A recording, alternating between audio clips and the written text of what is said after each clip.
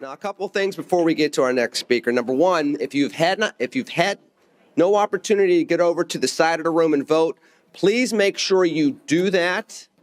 I believe you have to do it before 10:30. We would love to get everybody participating in the straw poll. Number two, we're going to go to our next speaker, and he comes up at a time when we are here not only celebrating another PLC, but we're celebrating America's 250th birthday. Yes, please. And the importance of that is for 250 years, we have stood for something significant. We have stood for freedom. And because we have stood, we have had people that have had to battle for those freedoms, both here domestically as well as abroad. And a man that knows about doing that type of battle on behalf of Americans and Pennsylvanians in the name of freedom is State Senator Doug Mastriano. The state senator represents the 33rd District, which includes Adams and Franklin counties. He's a retired Army colonel after serving more than 30 years of active duty, and we thank him for his service as well as every single veteran in the room today. He has educated the next generation of those that defend our freedoms as well, as a professor and as a man that's leaning on education that includes a PhD in history and 4 other degrees, which probably makes him one of the most educated men in this room today. That said, he has used those experiences to lead in the Pennsylvania State Senate and to lead us to make sure that as we go forward for another 250 years, we understand the freedoms that we enjoy, and we understand the importance of defending those freedoms moving forward. Please welcome to the stage Pennsylvania State Senator Doug Mastriano. Appreciate it. Good morning, Pennsylvania. It's great to see you guys. What a wild time it has been, huh? I've only been in politics for 7 years. Brother, I love you guys. I see so many familiar faces out there. You know, we walked through the valley of the shadow of death for our freedoms over the past 7 years. We watched the assault of the left on our freedoms, our right to assemble, to free speech, to run our businesses, to lead our families, and we've won. And I think this is a great time to be here. The last time I spoke was in the midst. Last time I spoke alone here, not as a governor candidate when we had 6 people on the stage here. Last time I spoke was in the middle of the shutdown. And there was no one in the audience. It was just a camera and me and my wife. And it was a dark time. And we won. We pushed back against Tom Wolf and Josh Shapiro and Secretary Levine. Anyone miss Levine? Anyone miss Levine at all? No? I keep on threatening Rebbe I'm going to get a wig, right, and put it on and look like Levine, you know? I might even look a little bit prettier than Levine. I don't know. Probably not. But standing here in Pennsylvania, you cannot but help but feel the weight of history. We are America. This is where our nation was birthed. You think about it, so much history. In Philadelphia, our nation was born. Pennsylvania. You know, I think often about the Continental Congress when Benjamin Franklin came out in 1787 during that secret debate of what form of government we would have. And he was asked by Mrs. Powell, well, Mr. Franklin, do we have a monarchy or a republic? And he said, what? A republic if you, thank you, a republic if you can keep it. He didn't say Congress will keep it. He didn't say that the governors will keep it. He didn't say that the courts will keep it. He said we will, the people. And in 2020, we rose up when Tom Wolf came out and shut down the government with his science-denying policies. We rose up in Pennsylvania, and we kept it. So that responsibility to keep the republic is on our shoulders. The ideals of freedom and the Bill of Rights were framed by William Penn, our founder. William Penn spent many years in prison for attending the wrong church, for having the wrong political ideas, for not being aligned with the king's ideas on what was right and wrong. He spent many years in jail for speaking about his faith, speaking about Jesus. He became a Christian at 21 years old, and he spoke about his love of Jesus and salvation that comes through Jesus Christ. And King Charles II was close friends with William Penn's dad, Admiral Penn, who was a great English hero who saved the British during the Anglo-Dutch War in the 1600s. And King Charles II wanted to do a favor to Admiral Penn and said to William Penn in jail in the Tower of London, I will let you out of jail early if you just, brother, it's good to see you again. 2 nights in a row, man. Well, 2 days in a row. We were in Gettysburg last night together. King Charles II said, hey, William Penn, I will let you out of jail if you just stop talking so much about your faith in Jesus Christ. And William Penn said, I'd rather die in jail than deny my Lord. Jesus said, if you're faithful in small things, I'll put you in charge of large things. A few years later, William Penn was granted a place called Pennsylvania, where people could walk as free men and women. You know, our movement, the media has hate for people like us. They have disdain for people who are conservatives, who serve Jesus, who believe in our basic freedoms, who believe in the basic ideals of our founding fathers. They didn't catch on in 2022 during my gubernatorial. How does a retired Army colonel from just a couple of years before, not a politician, how does he go from that to a nominee for governor? How? Of course, by God's grace, but by the people of Pennsylvania.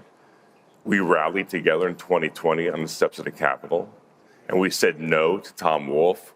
We said no to Josh Shapiro.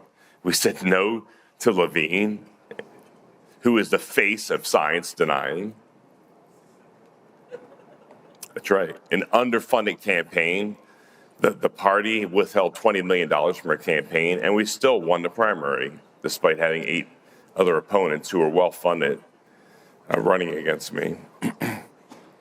So William Penn, while he was riding in the Tower of London, he wrote down the fundamentals of a frame of government that became our Constitution, that became our shape of government, that became our Bill of Rights. So in 1776, in the shadow of William Penn, in the city he founded in Philadelphia, men gathered who pledged their lives, their fortunes, and their sacred honor. When they signed the Declaration of Independence in Philadelphia in 1776, they were signing their death warrants. If we lost, they would have been hanged.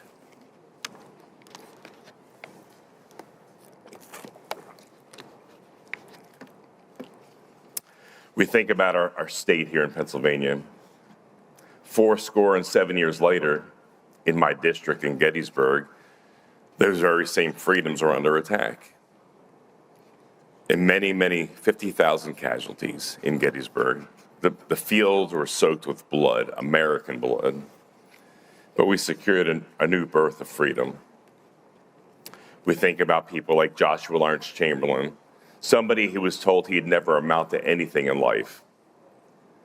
And he was at the base of Little Round Top on the 2nd of July, 1863, and he held the line. And when he ran out of ammunition and was down to 200 men, he launched a bayonet attack that saved our nation. It says in 1 Corinthians 1:27 that God uses the foolish to confound the wise and the weak to confound the strong. So God is looking for men and women like you and me to save this nation, to birth a birth freedom. We think about Flight 93 in 2001 on 9/11. Todd Beamer, let's roll, over Pennsylvania. Pennsylvania is the heart and soul of our nation. And as we celebrate the 250th anniversary here, we have to remember that the testimony and legacy of these men. Think about what happened in 2020 in our own lifetime. Tom the Wolf never was a governor more appropriately named. Tom Wolfe. He was a wolf. We think about Josh Shapiro, who was the Attorney General back in 2020, and of course our own Secretary of Health, the great science-denying Dr. Levine. I did 55 visits during the shutdown to Tom Wolf. Tom Wolf came out in March of 2020 and shut the states down and said it all hands on deck. But I did 55 visits to his office and he wasn't there. Finally, somebody gave me a milk carton with this picture on the side of it and said, "Have you seen this man?" He was missing. It was a bit frustrating. You think about Tom Wolf, several months into the COVID shutdown, Tom Wolf in his great divine arrogance came out and said, in some counties, including this county right here, said, you can gather in groups of 25, but if 26 of you, 26 or more of you come together, you will die from COVID. And the next day, you can't make this stuff up. The next day, Tom Wolf came out for a Black Lives Matter rally in Harrisburg where thousands attended, and COVID passed over him. COVID could do math. You remember that? You know, and there he is marching with a sign behind his head attacking the state police, protected by state police. You can't make this stuff up. You know, the most dangerous place in Pennsylvania in those days was the lobby of a restaurant. You remember those days? I remember giving Rebbe, you know, like a combat deployment mission briefing. Okay, we're about to go to our seats. Put on your mask and make sure you're good to go. Because if you don't have your mask on, according to Tom Wolf, COVID was going to strike you down. And, you know, COVID would be on the shelf there watching us. Instead of Elf on the shelf, we had COVID on the shelf. Remember those days? I'm gonna get Doug because when he goes to the bathroom, he's not going to have his mask on. I remember Nancy Pelosi giving us a lecture about COVID. Remember that? Little Nancy Pelosi, the Speaker of the House. And then the next day, she's in San Francisco without a mask on, getting her hair done. She shuts down the hairdressers, but there she is, you know, getting her hair done without a mask. Very irresponsible, very, very reckless. One of my friends told me, Doug, go easy on Nancy. She thought she was in a saloon, not a salon. I don't know. What do you guys think? Probably. You remember Tom Wolf saying you can have an adult beverage until 10 o'clock? Remember this? But only if you had a hot dog with it. COVID would see the hot dog and pass over you. Yeah, it's true. But then Tom Wolf a week later said, okay, you can drink until 11 o'clock only with a hot dog, but after 11 o'clock, you're dead even if you had got a hot dog. You can't make this stuff up. I remember driving on 81. On Highway 81, I'm coming up to Harrisburg to work. I would see people alone in their cars with their mask on. You remember that? I still see it occasionally. And of course, they'll have a Biden-Harris sticker on the back of their car. Yeah, it's true. These are the kind of people we're up against. You know, remember going into Giant to go shopping and some teenager, you know, hey, sir, where's your mask? You know, like, what? Huh? What? You need to have a mask on. You need the kid's picking his pimples on his face, giving me a mask. Here you go. I got one for you. I'm like, I'm not going to put that on my face. Are you kidding me? I call them mask Nazis. In the middle of all that, we rose up as a people. We said, that's a bunch of baloney. And we rallied on the steps in Harrisburg. The media called us reckless, irresponsible, hardly any masks, no social distancing, You know, that's okay for us. But when Tom Wolf rallied, you know, it was like, well, it's a just cause. It's crazy times we live in here. But as we celebrate Pennsylvania's 250th, you know, we stood up. We said no. The people of Pennsylvania stood in the gap for our country and said, we're going to stand up for freedom. And we're the only state in the nation to strip away these powers from the governor. The governor can no longer, on a whim, at the stroke of a pen, shut down our state. Yeah. You did it. You did it. That's right.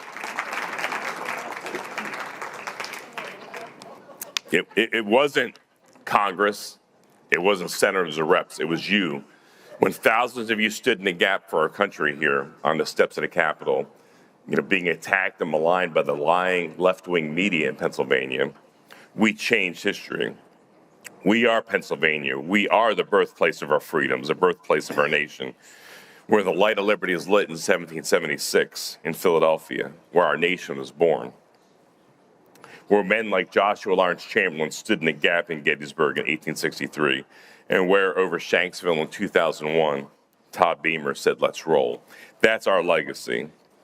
That liberty has been defended by us in the past and in our present time. We stood in the gap. We are the keeper of the flame. We are the defenders of the republic. We remember William Penn said a republic if we can keep it, and we kept it. I could not be prouder than represent the people of Pennsylvania as a state senator. You stood in the gap when it mattered. When the forces of hell, when the forces of left-wing radical media came up against us, we said, no, enough, stop. So let our message go out from Philadelphia, Gettysburg, Shanksville, and Harrisburg that we will keep this republic. Future generations will look back and remember us that we stood in the gap when it mattered. So 250 years later, we kept the republic. Let's keep on fighting a good fight for freedom here and save our nation for future generations. God bless you guys. Thank you. Thank you.